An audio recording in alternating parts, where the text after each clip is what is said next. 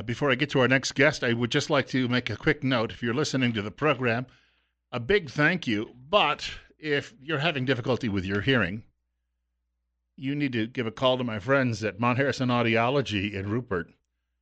Dr. Christine Pickup is someone you can trust. As a certified audiologist and independent business owner, Dr. Pickup will never use deceptive advertising to sell a hearing aid. No bait and switch, no seeking participants to try a type of aid. At Mount Harrison Audiology, you're going to be offered your choice of brands with recommendations based on your hearing and your goals. Local and independent, you can trust Dr. Pickup with your hearing as well as your budget. Call to schedule your appointment today, 208-312-0957. Our following guest has been in the studio with me before, but this time around, she is here as a candidate. Glenneda, if you could just pull the microphone around there just a bit. The thing is when you move these things, the sound always reminds me of what my knees feel like when I stand up. Mine too. Hey, well, welcome back. Thank you for having me back. Now, as I understand it, it's official now. You are going to be a candidate for state legislature. It is. It's been official for a little while, but I just have been doing a lot of studying and a lot of just prep work and just getting ready for this journey. So now I'm ready to get out there and let people know. Now, you're from Jerome. Correct. This seat is held currently by what you'd call a political legend, Maxine Bell. Mm-hmm. But we don't know yet if Maxine is going to be, that Mrs. Bell is going to run again for re-election. She hasn't, to my knowledge, made any announcement. I haven't heard from her lips. You hear from everybody else, but to me, it's, until you hear from the lips of the person, then we'll know for sure. So I don't know. You're running as a Republican, though. Yes. So at this point, if she decides she's not running again, then you may not have a primary ahead of you. Although I'm sure if she says I'm not running, you may see some other people crop up as well. And where my heart is on that is I think every elected position should have an opponent because competition is what makes us better. And so, I just, for everybody out there, I just wish somebody would just run just because it makes us better if we have a competition. If she indeed decides to run again, I would imagine, though, you're talking about somebody who's going to be quite formidable as a political opponent, even in a primary. We're not talking even general election. Right. Yeah, you know what? And you're a newcomer to this. I mean, a lot of this is you're doing it for the very first time, and I'm sure you're coming up with a few surprises. I have been, about 3 years ago, I'll just kind of tell you where it all started. About 3 years ago, I had a dear friend of mine show up on my doorstep with the Founder's Bible. And so I started reading that. And the more I was reading, the more I was realizing that this republic that's been given to us by our founders is not only a right to our liberties and freedoms that we have, but it's also our responsibility. And so the more I was reading about it, I decided that, it's a duty and a responsibility of each of us to maintain. It's kind of like a home. When, you have the builders, our founders built the home, and then Benjamin Franklin said, if it's a republic, if you can keep it, which means that we must maintain it. And so I just decided that I'll join the maintenance crew. It sounds very good, but I do know, I talk to Republicans behind the scenes, Right. Some of the Republican establishment, they want nothing to do with you. I don't know that really that your views are that much different than their views are, but is it that they feel you haven't paid your dues, or that you haven't genuflected quite often enough? Why would they be opposed? Why would they be opposed? I think, like with anything, when you have an opponent, there becomes a threat. And to me, I guess I'd take that as a compliment because Well, they don't know a lot about you at this point. Right. And you know what? And honestly, we really don't know a lot about them except for what they share with us. And so, but it's the way it's set up. We don't have to go through an establishment. We don't have to jump through the hoops. They've given us the right that I can run because I can. Mm-hmm. And that's why I'm running. And, and people will get to know me. I am pretty open. I am pretty straightforward. I have good moral integrity. Right is right, wrong is wrong, And if I don't know, I don't know. Let's learn together. And you know what? And I'm just here to bring some competition. they're going to have to work for this position. I know that from a Christian standpoint, I'm going to say your faith is strong from what I've read on Facebook Hmm. and what I've seen. That will not be a hindrance in this district, obviously, uh, and from that standpoint. But I'm sure that you have a lot of people who have the same strength of faith who might be Right. involved in this race. Which Right. that's one area, I guess, that it's going to be negated just because in Southern Idaho you just expect it from a candidate. You do, and but then a lot of people can say they have the faith, but it really shows in our fruit and our actions. And so I'm hoping to be able to bring that, to show that in time that it's not just words for me. It really is, you'll see it in my actions. We have a guest in studio. We'll take a short break. Glenneda Zuiderveld is a candidate for state legislature. She's joining us. She drove over the bridge from Jerome today and through the fog, which should be clearing out at some point before the weekend. We have more coming up. In fact, we'll talk about some issues and perhaps take some of your telephone calls as well following the break. It's 8:40. Bill Colley with you as well on Top Story on News Radio 1310 KLIX, newsradio1310.com. We're at 23. We have a guest in the studio with us this morning who is an announced candidate for state legislature, and she's planning on running for a seat that is currently held by a political legend, Maxine Bell. But we don't have any indication yet if Representative Bell is going to be running again for re-election. And Glenneda Zuiderveld also comes from Jerome. There are some people I've heard who've said that they believe that maybe it's time for someone from Twin Falls County to run for this seat. But you're in Idaho in one way or another, depending on what side of the bridge you live on. It really doesn't change things. The culture is pretty much the same. 21 right now. We're coming up on 8:43. Bill Colley as well on Top Story on News Radio 1310 KLIX and newsradio1310.com. If you've got a question or comment for the guest, feel free to call us at 208-736-0300. She has already, I think, spent a lot of time being asked what her positions are on certain issues. I'm going to start off with one that I've been thinking about a lot lately, and that was the attempted repeal of the grocery tax. I was standing, it might have been in Fred Meyer the other day or Albertsons, and I mean, I'm not buying a lot of groceries. I'm not feeding 3, 4, 5 kids, and so I don't have to buy a lot of groceries like some families do. And I'll see people who buy $220 worth of groceries at a throw, and that's for the family to eat, and then they got to go back the next week and do it again. And I get a $100 credit on my taxes. But even with as little as I buy every week in groceries, that $100 is a drop in the it's a pittance to what I've paid in the grocery tax. And it seems to me that eating is one thing that we all have to do. That they could find another way to handle this. Uh, how do you feel about it? I feel the exact same way. I feel like, we all have to eat, and we have to. So I don't think that that's an area that we should be taxed. We're already being taxed to death everywhere else. And it is hard. It's a struggle for these families to do that. And, they're taxing on something that we absolutely can't go without. And so I don't think I think there's other areas that we can, you know,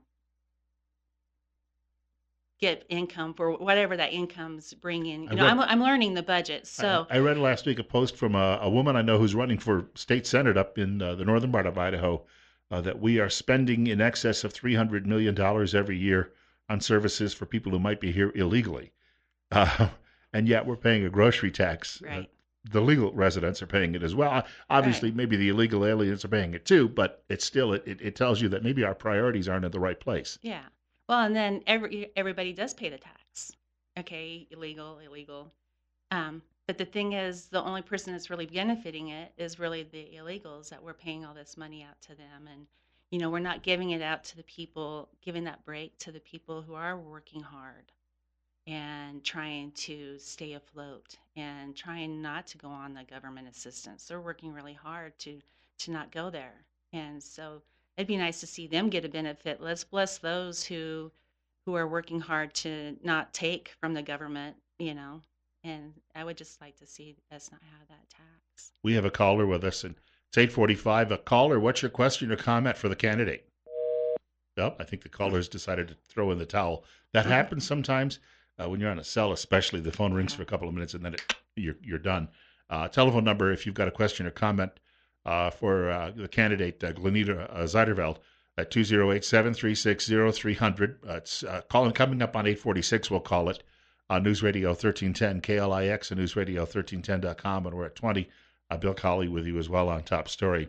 A couple of other issues that obviously will be probably, I'll call them front burner issues. I went to a forum a couple of weeks ago.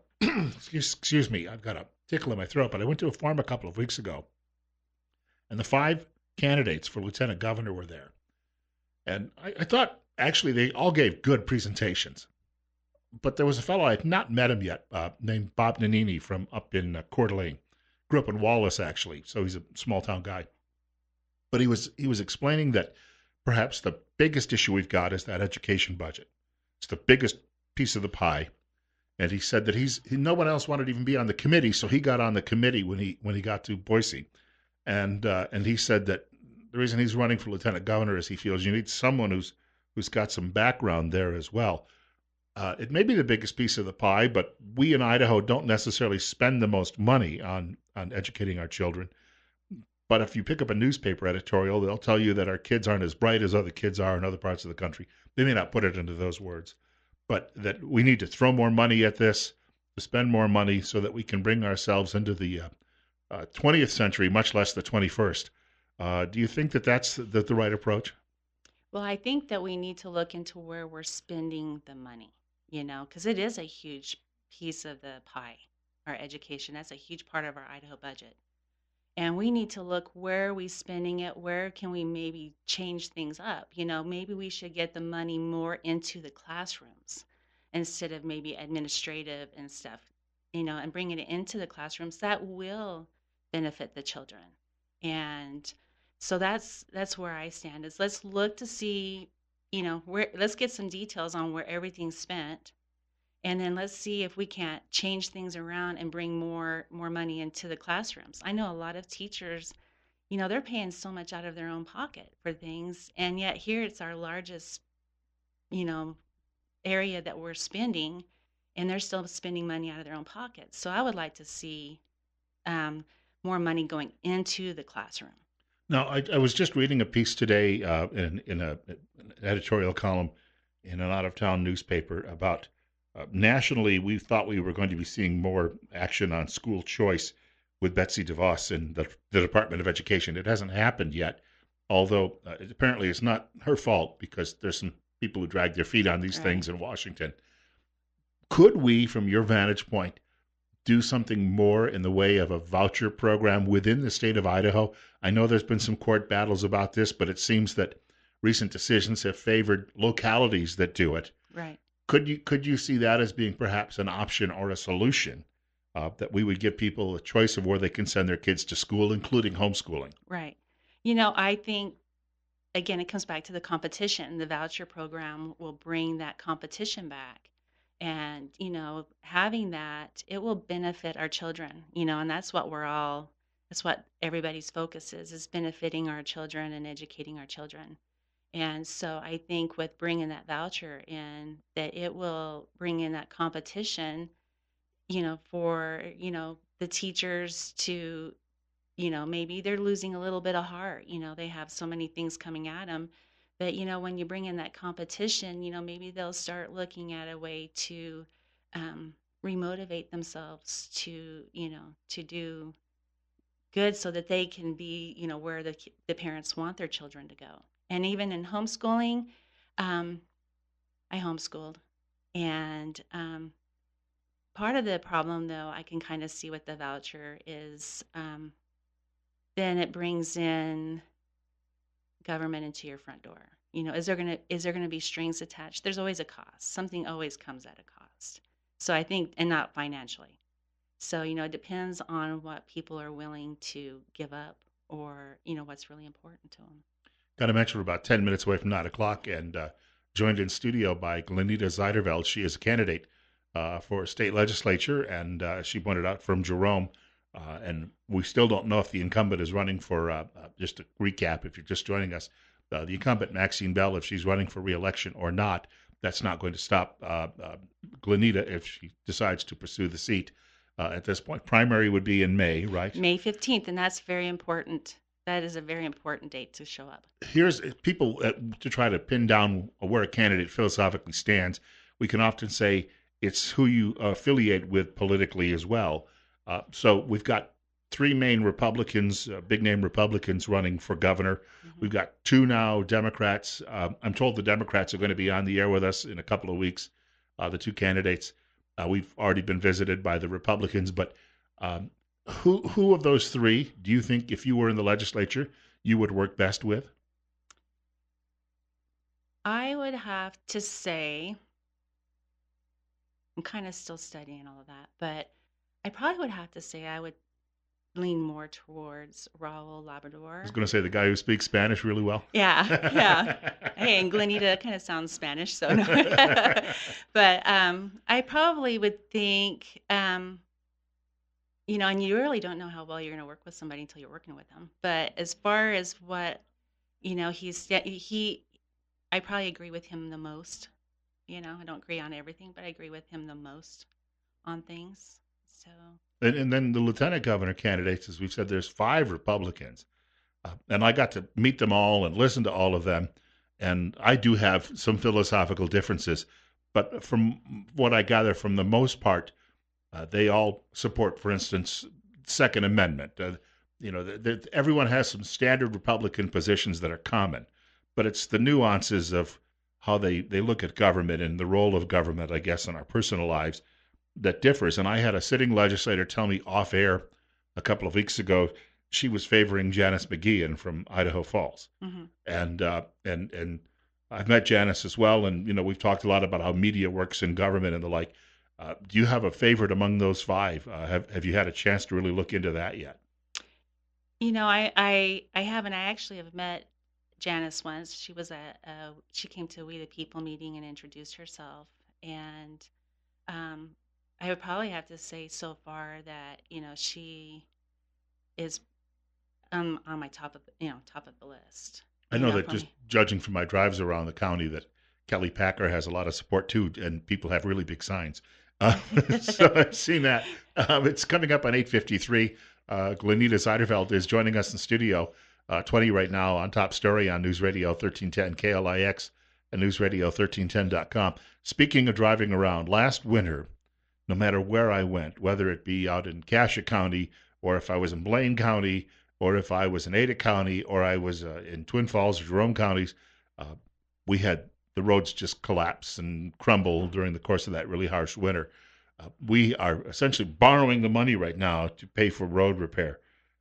Is that an appropriate response, or is there a better route that you would think no pun intended, that we could go? um, you mean borrow money by taking? These Garvey bonds they have in order borrowing against expected federal aid in the future for road repairs. I You know what I From what I have understood is we actually had the money in for the roads. I don't understand why we would borrow money. We're self-employed, and you have certain things that you have to keep in your budget because there's going to be breakdowns. There's going to be supply costs, and we if we were to go get a loan every time we broke down or every time that because we didn't plan that out, we probably wouldn't be in business. So I think that we shouldn't be borrowing money. We need to start really looking into ways that we can not take that federal government, because again there's always strings attached to it, Mm-hmm. and I just don't think that we should try rely on the federal government. I mean, they're broke. We're borrowing from somebody who's broke. I just don't know how that works. I'm thinking because I couldn't loan you money, if I was broke. So I just don't think. You don't have a printing press. No, I don't. Um, so I think that we just need to show a little bit more discipline in things. Show discipline. Just and say, oh, we had the money for the roads, but then they end up allocating it somewhere else, and they're borrowing money to fix the roads. I mean, are they doing that just to justify that expense? But I think we just can't spend the money that we don't have. I wanted to point out we're down to a couple of minutes to go, and obviously we'll see more of you before the actual primary day comes along. For people who'd like to know more about the campaign, is there a web presence? Yes, I do. I have a web and having a unique name. It's just Glenneda.com. Two And N's in Glenneda, right? right, yeah, Glenneda and .com. And I have a Facebook page, and I'm just available because I really have a heart to serve the people, and I just want to be there for them. I want to be a voice for them. A couple of years ago, there was a fellow who was involved in the primary, running against Representative Bell, and really nice fellow, and smart too. But I heard from some people that they thought that the reason that he didn't get a lot of traction was because he didn't maybe he was new to politics as well, Hmm. didn't make himself available enough, didn't do maybe enough door to door, didn't show up at enough events. That may well be it. His schedule didn't allow him to do it. I mean, that's Right, obviously key there too.